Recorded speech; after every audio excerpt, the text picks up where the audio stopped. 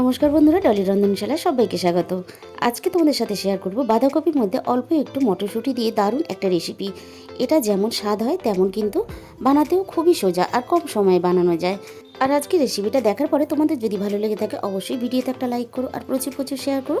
আর চ্যানেলটাকে সাবস্ক্রাইব করে পাশে থাকা বেল আইকনটা অল করে দিও, যাতে আমি কোনো নতুন রেসিপি আপলোড করলে সবার আগে তোমার কাছে পৌঁছায়।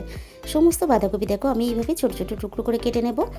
আমার কিন্তু বাঁধাকপি সমস্ত কাটা রেডি হয়ে গেছে। এবারে একটা বড় বাটির মধ্যে আমি আগে থেকেই জল বসিয়ে দিয়েছিলাম, দিয়ে দিলাম স্বাদ মতো লবণ। এবার বাঁধাকপিগুলো আমি এই ফুটন্ত জলের মধ্যে দিয়ে দিলাম।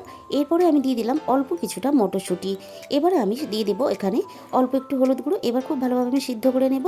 ওইদিকে বাঁধাকপিটা সিদ্ধ হতে হতে একটা মশলা বানিয়ে নেব। দিয়ে দিলাম 2 চামচ পরিমাণ পোস্ত, আর দিয়ে দিলাম এখানে 1 চামচ পরিমাণ সাদা কালো সর্ষে, আর দিয়ে দেবো এখানে অল্প একটু নারকেল কোড়া, আর দিয়ে দেবো এখানে একটা ঝালের জন্য কাঁচা লঙ্কা। সব কিছু খুব ভালোভাবে আমি পেস্ট করে নিলাম। এদিকে বাঁধাকপিটাও সুন্দরভাবে এখানে আমার সিদ্ধ হয়ে গেছে।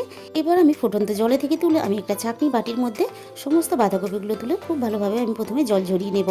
এক্সট্রা যে জলটা আছে আমি এইভাবে চেপে চেপে যতটা সম্ভব আমি বাঁধাকপি থেকে জল বের করে দেবো। একটা বাটির মধ্যে আমি বাঁধাকপিটা তুলে নিয়েছি। এবার দিয়ে দিলাম স্বাদ মতো আরও একটু লবণ, আর দিয়ে দিলাম একটা ছোট্ট টমেটো কুচি, আর দিয়ে দিলাম এখানে নারকেল পোস্তর যে পেস্টটা বানিয়েছিলাম সেইটা। তবে লবণটা তোমরা এখানে বুঝে দেবে, বাঁধাকপি সিদ্ধ করার সময় কিন্তু এখানে আমি লবণ দিয়ে সিদ্ধ করেছিলাম, সেই বুঝেই এখানে দিতে হবে। সব কিছু দিয়ে বাঁধাকপিটা খুব ভালোভাবে হাত দিয়ে মেখে নিয়ে আমি দেখো এদিকে প্রয়োজন মতন কিছুটা সর্ষের তেল খুব ভালোভাবে গরম করে নিয়ে আমি বাঁধাকপিটা তেলের মধ্যে দিয়ে দিলাম। এরপরে দিয়ে দিলাম স্বাদ মতো অল্প একটু চিনি।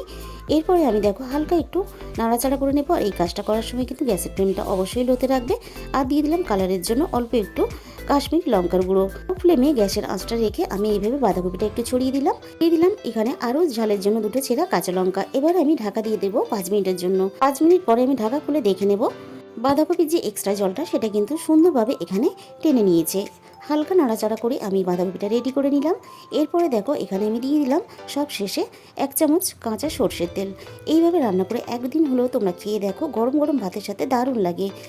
আমার কিন্তু এখানে রেডি হয়ে গেল বাঁধাকপির পাতুরি। তাহলে আজকের রেসিপিটা এই পর্যন্ত। দেখা হবে অন্য কোনো রেসিপির সাথে। সবাই সুস্থ থাকবেন, ভালো থাকবেন, সাবধানে থাকবেন।